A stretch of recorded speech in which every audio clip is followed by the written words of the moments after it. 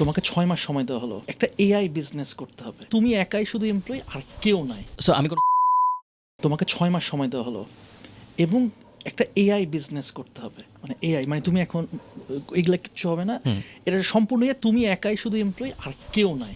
Best You have আমি একা যদি হইতে পারতাম একটা কোম্পানিতে যা আই থিঙ্ক যে 6 তুমি months time কেমনে করবে? তুমি যে জিনিসটা বলছিলে না তখন যে স্যাম অল্টম্যান সাহেব বলছে যে হ্যাঁ, একজন হ্যাঁ। 1 বিলিয়ন, ওরকম কিছু একটা 1 বিলিয়ন লাগবে না, বাট একজন কয়েক মিলিয়ন পারফেক্ট ড্রিম। কেমনে করবা?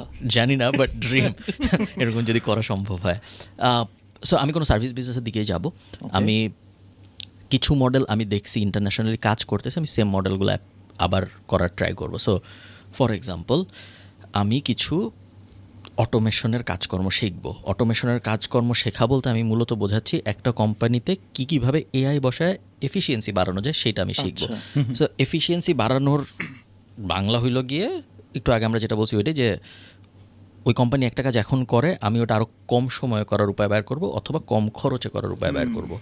সো এরকম হাজার হাজার জিনিস আছে। আমি ধরো মোটা দাগে যদি চিন্তা করি যে একটা কোম্পানির এক্সাম্পল দাও।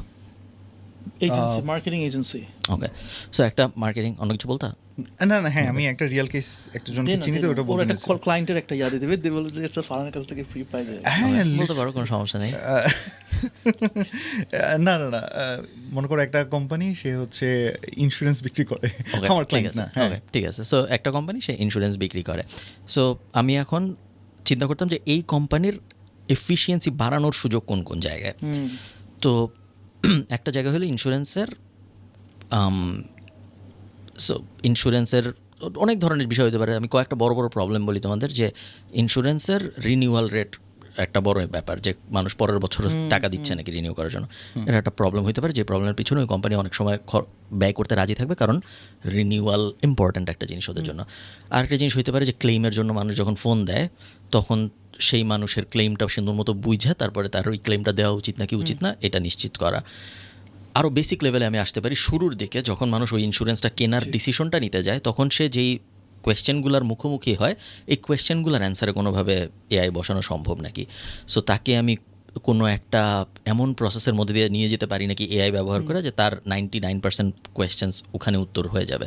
সো আমি আগে প্রসেস আইডেন্টিফাই, বা এমনও হইতে পারে যে ওই ইন্স্যুরেন্স কোম্পানির আমি দেখলাম যে হ্যাঁ ওরা এই কল সেন্টার ইউজ করতেছে একটা ইন্স্যুরেন্স কোম্পানির জন্য, ওদের কত কল আসে, তারপর আমি দেখলাম যে হ্যাঁ ওদের 300 কল আসে মাসে, বা এই 300 কলের মধ্যে হাফ যদি আমি রিপ্লেস করতে পারি তাহলে হাফ কল এই ব্যাপারে আসে, ওকে তাহলে তো এটারে যদি আমি এইভাবে মডেলটা সাজাই যে এই নলেজটুকুকে দিব, তাইলেও হাফ কল মোটামুটি নিয়ে নিতে পারতেছে।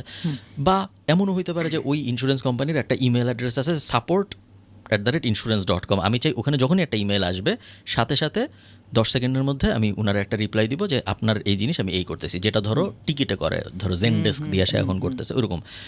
সো প্রবলেম বুঝলাম, প্রবলেম বুঝার পরে আমি এই প্রত্যেকটা প্রবলেমের জন্য প্রবাবল সলিউশন বানাবো, যে এটা এই প্রবলেমের জন্য আমি এই করবো তাহলে এই হবে, এই প্রবলেমের জন্য এই করলে ওনার 50% এই জায়গায় বাঁচবে।